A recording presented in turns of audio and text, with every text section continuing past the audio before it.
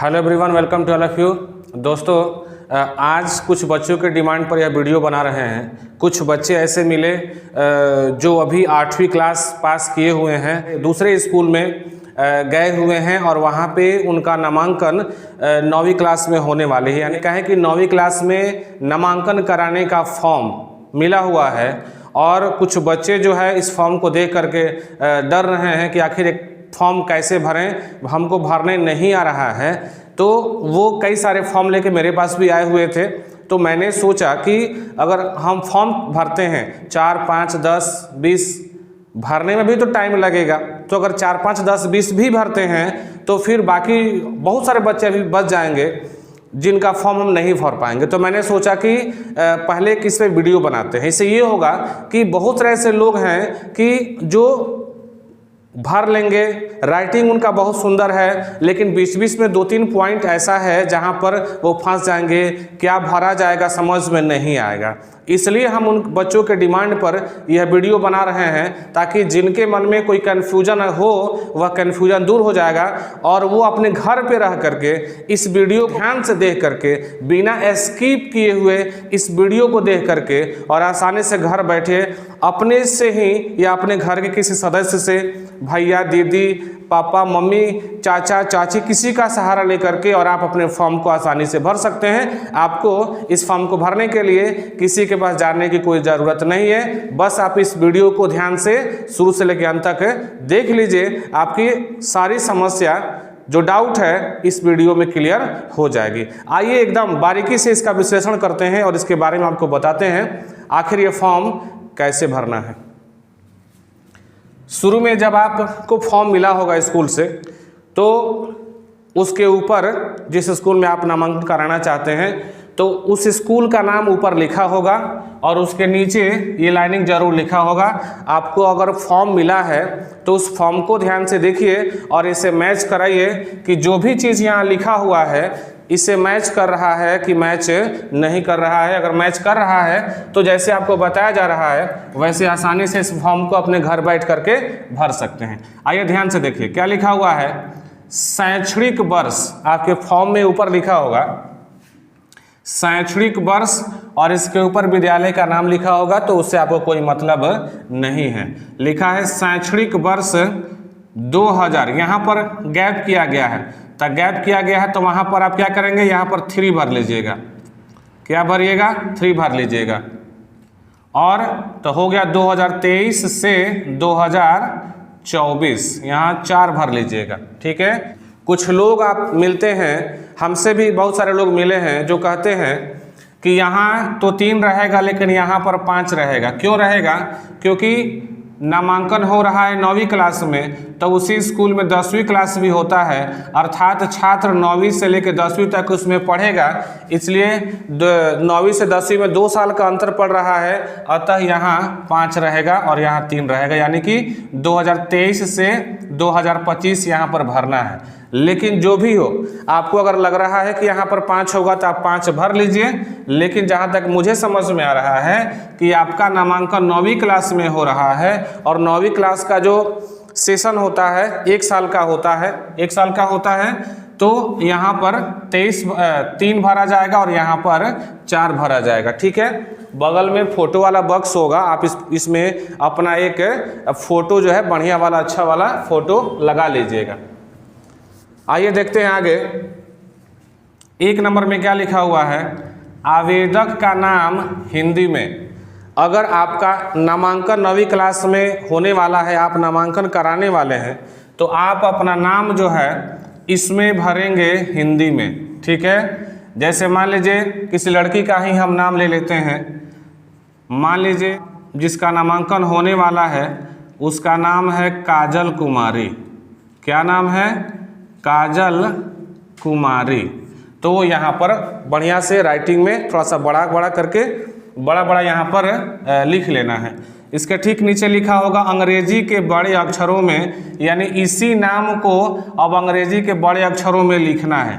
जैसे KAJALKUMARI।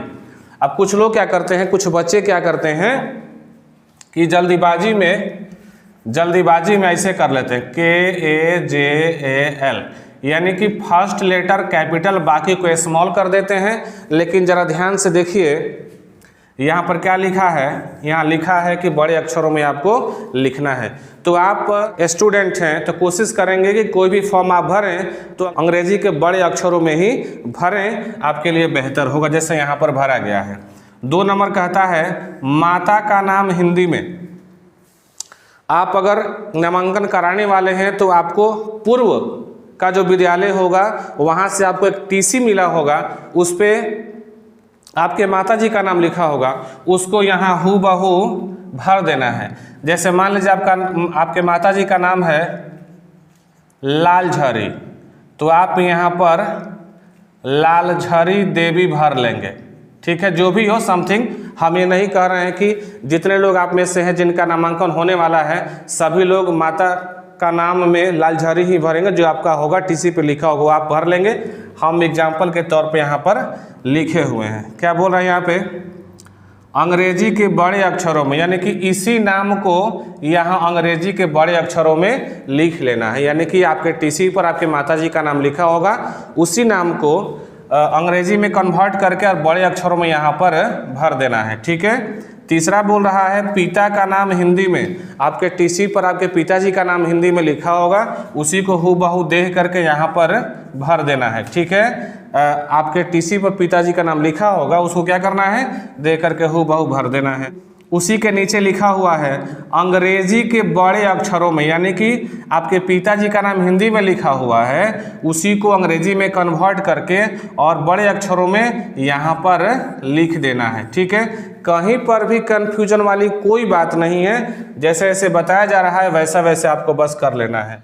4 number में लिखा हुआ है जन्म तिथि अंकों में। तो मान लीजिए आपके TC में एक जन्म तिथि लिखा हुआ है और वो है 5 मार्च 2005।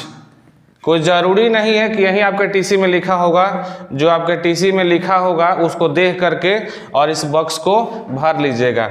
इसके बगल में या तो नीचे ऐसे लिखा होगा शब्दों में, यानी कि इसी जन्म तिथि को शब्दों में यहाँ पर लिख देना है। तो कैसे लिखेंगे, तो ये 05 है, इसको लिखेंगे 5, और 03 है, इसको लिखेंगे मार्च, क्योंकि माह पूछा रहता है। तो 5 मार्च ये है 2005, तो यहाँ लिखेंगे 2005। इस तरीके से आपके TC पर जो भी जन्म तिथि लिखा होगा उसको अंकों में यहाँ लिख लीजिएगा और इसी को शब्दों में यहाँ लिख लीजिएगा। ठीक है। 5वां नंबर में लिखा होगा आपके फॉर्म में लिंग, मतलब अगर आप लड़का हैं तो पुरुष पे टिक लगाएंगे, अगर लड़की हैं तो स्त्री पर टिक लगाएंगे। लड़का हैं तो इस पर टिक मार दीजिएगा। ठीक है, लड़की हैं तो इस पर टिक मार दीजिएगा। लड़का इस पर टिक मारेंगे तो इसको छोड़ देंगे, जो लड़की होंगी वो इस पर टिक मारेंगी तो इसको छोड़ देंगे। ठीक है, बहुत सारे लोग ऐसे होंगे जो इस वीडियो को देखेंगे तो बोलेंगे कि ये किसको पता नहीं होगा। तो आपको जानकारी के लिए बता दूं, ऐसे हजारों फॉर्म भरे हैं इससे पहले, तो 1-2% बच्चे हर बार मिलते हैं जो इसमें कंफ्यूज हो जाते हैं। ठीक है, पूछा जाता है बताओ क्या भरें, तो बोलते हैं हमको पता नहीं, आप ही भर दीजिए। आप फॉर्म भर रहे हैं पूरा, तो हमसे काहे पूछ रहे हैं, ये भी अपने मन से भर दीजिए। तो ऐसा नहीं है कि हल्का है आसान है तो सारा चीज़ सबको पता होता है। ठीक है, आइए आगे बढ़ते हैं। 6वां बोल रहा है जाति। जाति में क्या भरना है भाई, तो 6वां में कह रहा है जाति। तो आप जानते होंगे कि जाति जो है माने किस जाति से आपका संबंध है, उस जाति को यहाँ पर भर लेना है। ठीक है, जो भी जाति है, अब हम इसका ये जिक्र नहीं करेंगे, जैसे गोंड हो गया है ना, आहिर हो गया इत्यादि, समथिंग जिस जात से आप जुड़े होंगे उसको यहाँ पे भर लेंगे। हालांकि इसका जिक्र करना मेरे लिए उचित नहीं लगता है, लेकिन ये फॉर्म है, भरना है, इसलिए बताना ज़रूरी है, अतः हमको बताना पड़ रहा है। 7वां कह रहा है धर्म। इसमें क्या भरना है आपको कि आप जिस धर्म से जुड़े हुए हैं उस धर्म का नाम यहाँ पर लिखना है। जैसे मान लीजिए एक धर्म का नाम मैं लिख रहा हूँ, जैसे हिंदू, जो छात्र हिंदू होगा वह हिंदू भर लेगा। जो मुस्लिम हो वो मुस्लिम भर लें या इस्लाम भर लें, अगर होंगे तो आप जानते होंगे कि धर्म में आप क्या लिखते हैं। तो इसके अलावा जैसे हिंदू, मुस्लिम, सिख, ईसाई, बौद्ध, जैन, पारसी, ईटीसी इत्यादि धर्म में से जिस श्रेणी में आप आते हैं उसमें से आप यहाँ पर भर लेंगे। ठीक है। 8वां में क्या बोला है? कोटि। कोटि में भी बच्चों को कन्फ्यूजन है, तो आपको एग्जांपल देते हैं। जैसे मान लीजिए जनरल हो गया, उसके बाद BC2 हो गया, BC1 हो गया, SC हो गया, ST हो गया। आप इसमें से जिस श्रेणी में आते होंगे उसको आप भर लेंगे, सभी को नहीं भरना है। आप जिस श्रेणी में आते होंगे उसी को भरना है। आप जनरल में आते होंगे तो जनरल को भर लेना है, BC2 में आते हैं तो BC2 को भरना है, BC1 में आते हैं तो BC1 को भरना है। BC2 और BC1 को मिलाकर के OBC होता है। आज सुबह एक बच्चा जो था यही बात बोल रहा था कि अब हम लोग का OBC आता है, मेरा पहले BC2 था। तो ये एक ही चीज़ है, BC2, BC1 या OBC। कहीं BC1 BC2 लिखा रहता है, कहीं OBC लिखा रहता है, तो इसमें कंफ्यूज नहीं होना है। ठीक है। BC2 होगा तो BC2 भर लीजिएगा, BC1 होगा तो BC1 भर लीजिएगा, नहीं तो OBC भर दीजिएगा। वो भी नहीं होगा तो इस जगह को छोड़ दीजिएगा, आपके स्कूल में जहाँ फॉर्म जमा करना होगा वहाँ पर जा करके और गुरुजी से पूछ करके और वहाँ भर लीजिएगा, वहाँ पे कंफर्म हो जाएगा। फॉर्म अगर आप भर रहे हैं, मान लीजिए कोई भी आप फॉर्म भर रहे हैं, आप एक छात्र हैं और आपको उस फॉर्म का 1 या 2 लाइन समझ में नहीं आ रहा है, तो मन में ये आता है कि चलो समझ में नहीं आ रहा तो कुछ भी यहाँ भर देते हैं। कुछ भी नहीं भरना चाहिए। आपको क्या करना चाहिए? अगर 20 स्टेप भरना है, आपको 18-19 स्टेप पता है, 1 या 2 स्टेप पता नहीं है, तो आप ये ना सोच लें कि चलो गलती भर दो, जो भी हो चल जाएगा। ऐसा नहीं होता है। आपको अगर समझ में नहीं आ रहा है 1 या 2 स्टेप, तो आपको क्या करना चाहिए? आप उसको छोड़ दीजिए और जो जानकार हैं उनसे पूछ लीजिए, या जहाँ जमा करना है वहाँ पे जा करके पूछ करके भर दीजिएगा। तो अगर नहीं आता है तो गलत फॉर्म को नहीं भरिए, किसी से पूछ लीजिए जो उसको जानते हो, पूछ करके भरिए, या नहीं तो छोड़ दीजिए, नहीं भरिए। खाली रहेगा, अगर वो जगह खाली होगा तो बाद में भर सकते हैं, लेकिन अगर गलती भर दिए रहेंगे तो फिर क्या होगा? इसलिए पता है कन्फर्म तो भरिए, नहीं कन्फर्म पता है तो छोड़ दीजिए। जब फॉर्म जहाँ जमा करना होगा वहाँ पूछ लीजिएगा, या जो इस चीज़ को जानता होगा उससे पूछ करके आप फॉर्म को भर लेंगे। नहीं जानते हैं तो कलम ना चलाएं। ठीक है। जो SC से होंगे SC भरेंगे, ST वाले ST भरेंगे, जो जिस श्रेणी में आते हैं उस श्रेणी को भर लेंगे। या उससे भी नहीं है तो अपने घर में पूछ लीजिए कि हम लोग किस कोटि में, किस कैटेगरी में आते हैं, घर से पता चल जाएगा, आप आसानी से इसको भर लेंगे। यहाँ मोबाइल नंबर बोल रहा है तो आपको पता है कि मोबाइल नंबर क्या भरना होता है। ठीक है, आपको मोबाइल नंबर पता होगा, अपना यहाँ पर भर लीजिएगा।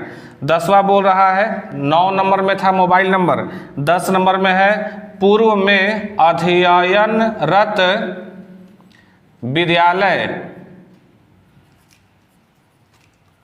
विद्यालय का नाम।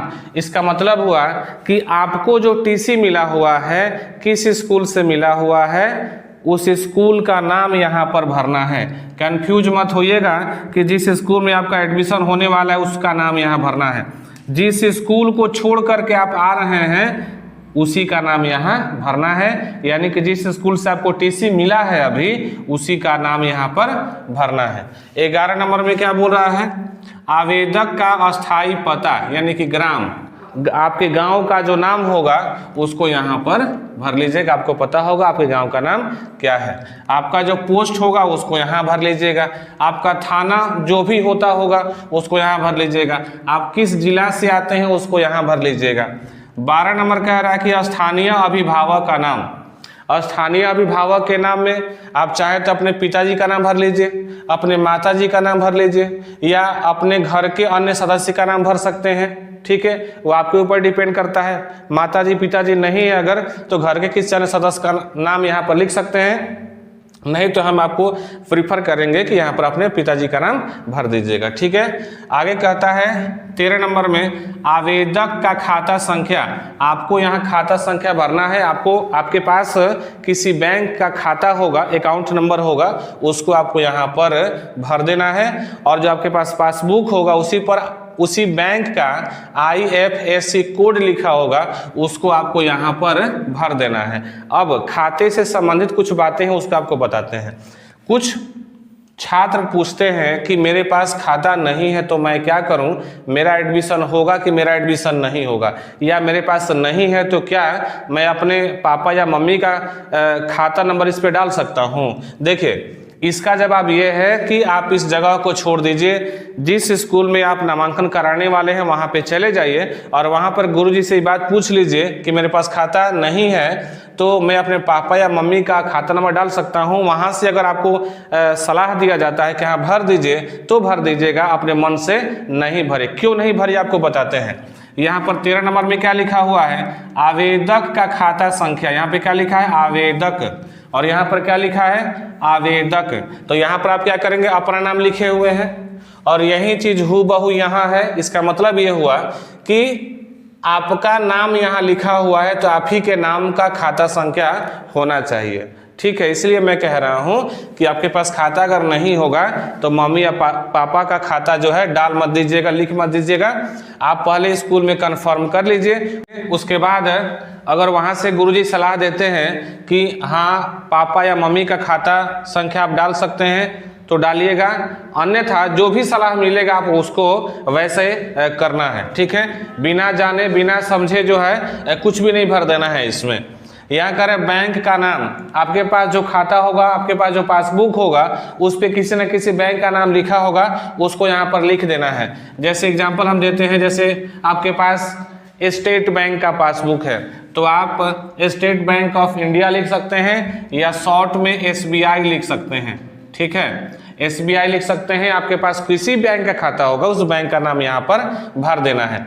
उसके बाद एक बॉक्स मिलेगा जिसमें लिखा होगा आधार कार्ड संख्या। तो समझ रहे आपके पास आधार कार्ड होगा, उसका नंबर यहाँ पर साफ साफ लिख देना है। उसके नीचे घोषणा लिखा होगा।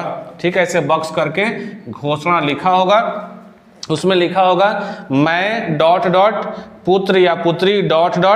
ग्राम पोस्ट जिला का निवासी हूँ। ठीक है, इसका मतलब क्या हुआ, यहाँ पर क्या भरना है, यहाँ पिताजी का नाम भरना है।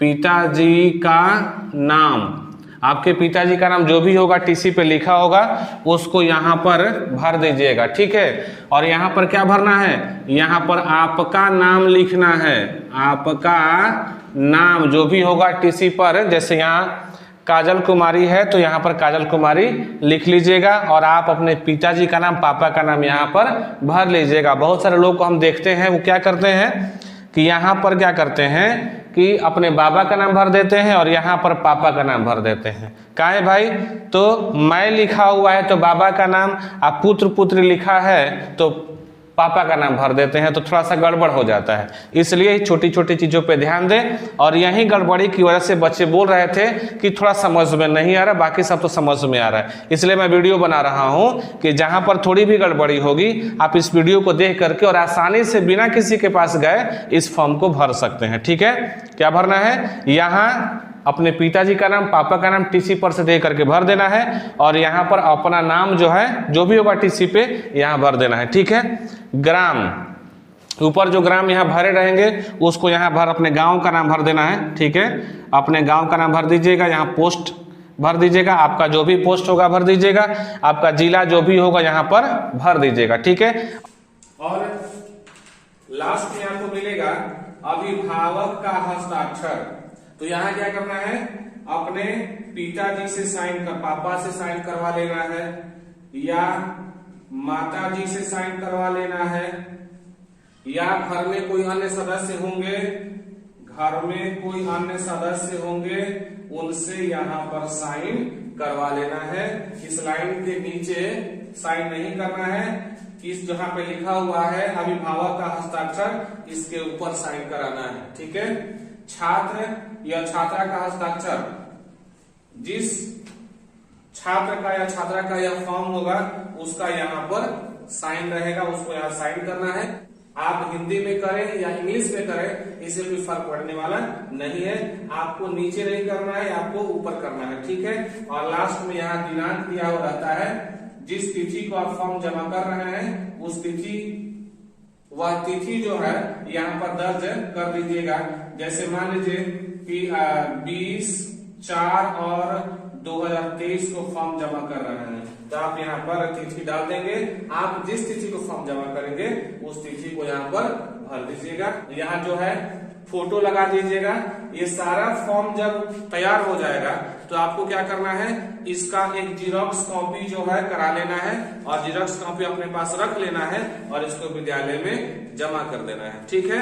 तो आपको लाइन बाय लाइन सटीक जानकारी, सटीक विश्लेषण इस वीडियो में दिया गया है। आप इसको ध्यान से देखें, ध्यानपूर्वक देखें, सारी जानकारी आपको इस वीडियो में मिल जाएगी, ठीक है। तो हमको उम्मीद है कि अब आपके मन में इस फॉर्म को लेकर के कोई भी समस्या, डाउट होगा तो अब वह बाहर हो जाएगा।